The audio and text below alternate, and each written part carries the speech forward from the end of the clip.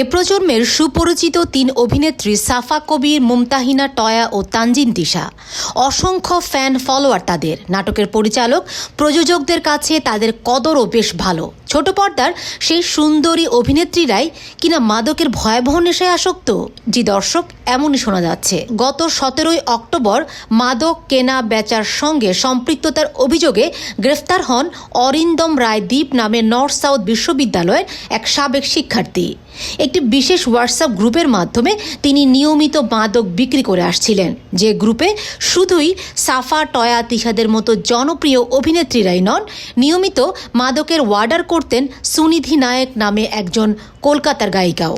মাদক নিয়ন্ত্রণ অধিদপ্তরের কর্মকর্তারা অনুসন্ধান করে প্রমাণ পেয়েছেন, গ্রেফতারকৃত দ্বীপের হোয়াটসঅ্যাপ গ্রুপে এই তিন অভিনেত্রী ও গায়িকা সুনিধির নামে সেভ করা কয়েকটি নম্বর থেকে নিয়মিত মাদকের অর্ডার দেওয়া হয়েছে। তারা সীসা, এলএসডি ও কুকস সহ বেশ কিছু মাদক গ্রহণ করেছেন।